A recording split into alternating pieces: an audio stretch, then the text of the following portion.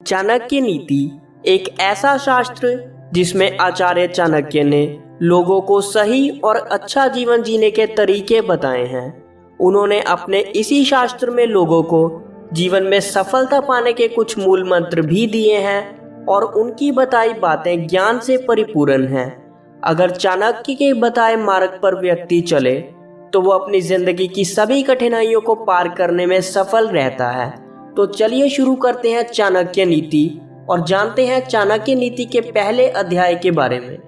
यह हमेशा से भारतीय परंपरा रही है कि किसी भी शुभ कार्य को प्रारंभ करने से पहले देवी देवताओं अथवा प्रभु का स्मरण अक्सर किया जाता है और इसका कारण है ताकि वो कार्य बिना किसी व्यवधान के सरलता पूर्वक संपन्न हो सके।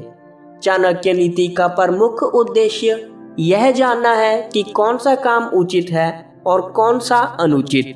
आचार्य चाणक्य ने प्राचीन भारतीय नीति शास्त्र में बताए गए नियमों के अनुसार ही इसे लिखा है और यह पूर्व अनुभवों का सार है। चाणक्य का कहना है कि लोग इसे पढ़कर अपने कर्तव्यों और अकर्तव्यों का भली प्रकार ज्ञान प्राप्त कर सकेंगे।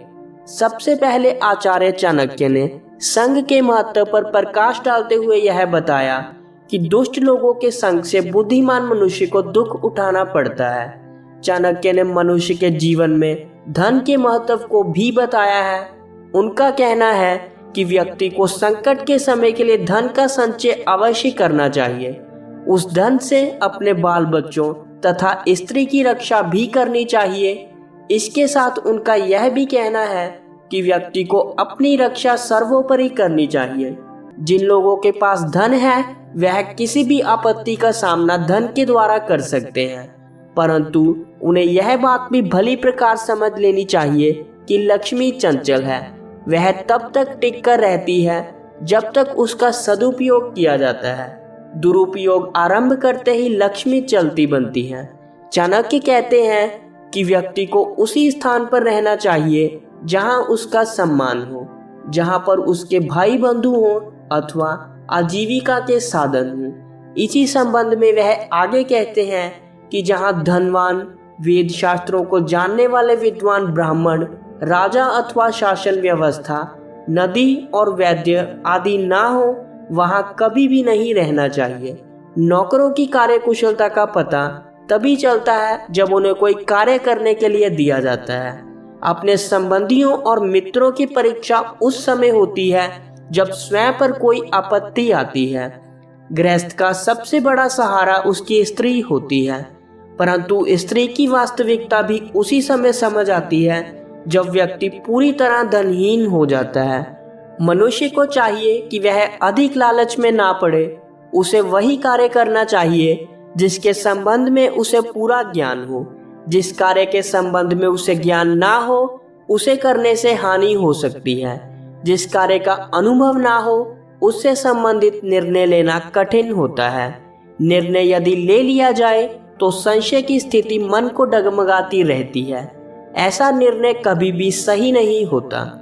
मन यदि संशय में हो तो वह रास्ते से भटकता ही नहीं, गहरे और अंधेरे गड्ढे में फेंकता रहता है।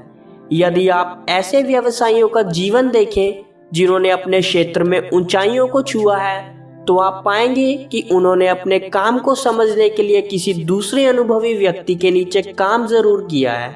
किताबी और व्यवहारिक जानकारी में जमीन आसमान का अंतर होता है। विवाह के संदर्भ में चाणक्य ने कुल के भेदभाव की बात नहीं मानी है। उनका कहना है कि नीच कुल में उत्पन्न कन्या भी यदि अच्छे गुणों से युक्त है तो उससे विवाह करने में कोई हानि नहीं है। जिन पर विश्वास नहीं करना चाहिए उनके बारे में आचार्य का कथन है कि सिंह और बाघ आदि तेज पंजों वाले जानवरों से दूर रहना चाहिए।